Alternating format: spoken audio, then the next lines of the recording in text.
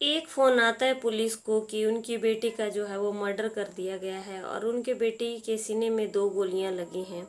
जैसे ही दोस्तों पुलिस वहां पहुंचती है, वो देखती है कि वहां पे उनकी मृतक बेटी की जो है वो डेड बॉडी पड़ी हुई है। तो पूरी जांच के बाद पता चलता है कि जो मृतक की डेड बॉडी है वो रिया नाम की लड़की की है।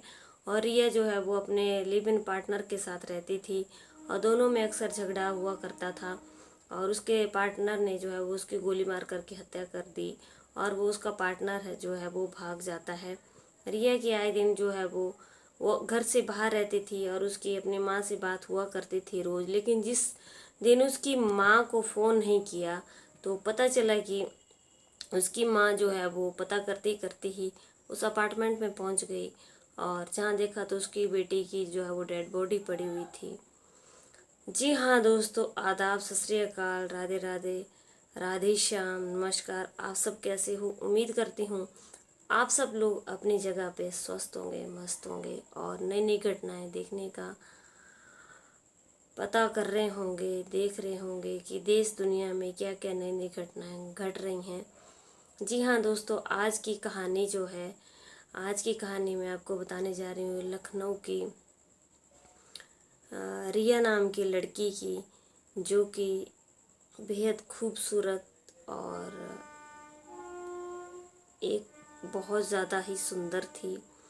रिया जो है वो अपने घर से दूर लखनऊ में Sushant golf city paradise crystal apartment में रहती थी और उसके घर वाले जो हैं वो वहीं लखनऊ में ही रहते थे। लेकिन रिया उनसे अलग रहती थी। बता दें कि रिया एक ब्यूटिशियन आर्टिस्ट स्पेशलिस्ट थी और उसने ब्यूटिशियन का कोर्स कर रखा था और वहीं पे पार्लर में जो है वो अपना काम करती थी और अपने लिव इन पार्टनर के साथ जो है वो वहाँ पे रहती थी। तो रिया की जो है वो अपने माँ के साथ रोज़ बात हुआ करती थी कि वो ठीक है। लेकिन एक दिन क्या होता है तो उसकी अपनी माँ के साथ बात नहीं होती है और जब माँ को दोस्तों शक पड़ता है तो माँ, जहाँ पे वो उस पैराडाइज अपार्टमेंट में रह रही होती है, तो माँ वहाँ पे पहुँच जाती है और जब उसकी रिया की माँ देखती है तो वहाँ पे उनकी बेटी रिया की डेड बॉडी पड़ी हुई थी। बता दें दोस्तों कि रिया जो थी देखने में बहुत खूबसूरत थी और इंस्टाग्राम और सोशल मीडिया पे काफ़ी एक्टिव रहती थी। सोशल मीडिया पे जो है वो इंस्टाग्राम पे उसके काफ़ी फॉलोअर्स थे। तो उसकी माँ ने देखा कि उसकी बेटी की डेड बॉडी वहाँ पे पड़ी हुई है। माँ के पैरों तले ज़मीन खिसक गई। माँ ने जो है वो पुलिस को इन्फॉर्म किया और जैसे ही पुलिस वहाँ पे आती है तो पुलिस वहाँ पे सारी तथ्यों की जांच करती है। पुलिस को पता चलता है कि वो अपने पार्टनर के साथ यहाँ पे रह रही थी और वो जो उसने फ्लैट ले रखा था वो भी रिया ने ही लिया हुआ था और उसका जो पार्टनर जिसका नाम ऋषभ था उसके साथ रहती थी।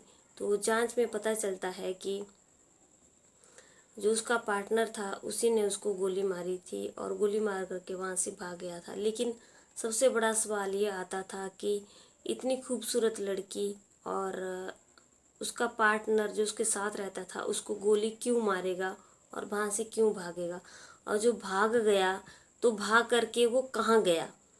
तो दोस्तों पुलिस जो है वो अपने सारे तथ्यों की सारी अपनी जो टीम है उनको चारों साइड फैला देती है। तो पुलिस को पता चलता है कि 16 अगस्त की रात को ऋषभ और 16 अगस्त की रात को ऋषभ और रिया जो है वो एक पार्टी में गए हुए थे और पार्टी में जो है वो उन्होंने काफ़ी ज़्यादा ड्रिंक कर ली थी। तो आपस में उनमें रिया जो है वो और लड़कों के साथ बात कर रही थी। तो दोनों का आपस में जो है वो झगड़ा हो गया क्योंकि दोनों जो थे उन्होंने काफ़ी ड्रिंक कर रखी थी। तो आकर के सो गए। लेकिन सुबह फिर उठ कर के जो है वो उसी बात के ऊपर उनका झगड़ा होने लगा। तो ऋषभ ने जो है वो उसको गोलियां लगा दी। लेकिन दोस्तों जैसे पुलिस को इन्फॉर्म होता है तो रात को पुलिस को इन्फॉर्म होता है कि वहाँ पे गोलियां चलने की आवाज़ आई है और लेकिन जब पुलिस जांच करती है तो पता चलता है कि ये गोलियां जो है वो सुबह के टाइम उसको एकदम नज़दीक से मारी गई हैं। तो जैसे ही दोस्तों पुलिस को बहुत बड़ी कामयाबी और हासिल हो जाती है, ऋषभ का पता चलता है और ऋषभ को अरेस्ट कर लेती है। जब पुलिस ऋषभ को अरेस्ट कर लेती है तो उससे पूछताछ करती है। अब पूछताछ का जो है वो सिलसिला शुरू होता है। तो पूछताछ में ऋषभ जो बताता है कि उनकी नोक-झोंक हुई थी थोड़ी बहुत, तो उसने उसको गोलियां मार दी और वो जो है वो कत्ल स्वीकार कर लेता है कि वो किसी और लड़के के साथ थी, पार्टी में उसने देखा और उनकी थोड़ी बहुत नोक-झोंक हुई और मैंने गुस्से में आकर के उसको गोलियां मार दी। लेकिन यह सत्य नहीं था, सत्य की कहानी कुछ और ही थी। उसकी माँ का कहना था कि ऋषभ की मुलाकात उनकी बेटी रिया से एक पार्टी के दौरान हुई थी और दोनों एक दूसरे को काफ़ी पसंद करते थे। लेकिन ऋषभ जो है वो उससे पैसों की मांग करता रहता था और क्योंकि उसको सट्टा आदि खेलने का शौक था तो वो रिया से काफ़ी पैसों की मांग करता था और इसी बीच जो है वो दोनों में काफ़ी झगड़े पहले से हुआ करते थे। लेकिन दोस्तों दूसरी तरफ जो है वो ऋषभ का कहना ये था कि उसे झूठ छुपाया गया था क्योंकि रिया जो है वो उसका डाइवोर्स हो चुका था और उसकी एक बेटी भी थी, तो उससे जो है वो झूठ छुपाया गया था। तो इसी से यही झूठ छुपाने की वजह से वो काफ़ी गुस्से में रहता था और उसे आए दिन उन दोनों के आपस में झगड़े हुआ करते थे। लेकिन दूसरी तरफ पुलिस जो है वो जांच करती है तो पुलिस को पता चलता है कि रिया जो है वो एक BMW कार में किसी के साथ बैठी हुई थी। तो दोनों की आपस में जो है वो इस बात के ऊपर काफ़ी ज़्यादा बहस होती रहती है और आए दिन इन लोगों के झगड़े होते रहते हैं। तो दूसरी तरफ ऋषभ कहता है कि उसके जो है वो लड़कों के साथ काफ़ी आना जाना था, बातें करना था और वो ऋषभ को बिल्कुल भी पसंद नहीं था। इसलिए ऋषभ ने गुस्से में आकर के उसको 2 गोली मार दी। अब दोस्तों सबसे मेन कहानी ये थी कि क्या ऋषभ ने उसको गोली इस वजह से मारी कि वो उसे, और दूसरी तरफ जो है वो उसकी माँ बोल रही थी कि इन दोनों में पैसों की वजह से झगड़े हुआ करते थे क्योंकि ऋषभ जो है वो उसे काफ़ी पैसों की डिमांड करता था। उसको सट्टे खेलने की आदत थी और सट्टे में वो हार जाया करता था तो वो पैसों की डिमांड करता था।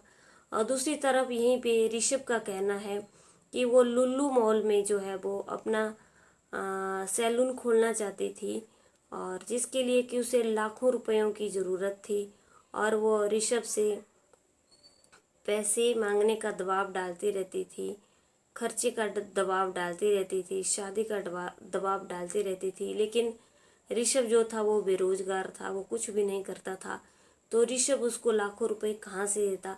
आए दिन इन दोनों की आपस में इसी बात के ऊपर झगड़ा हुआ करता था।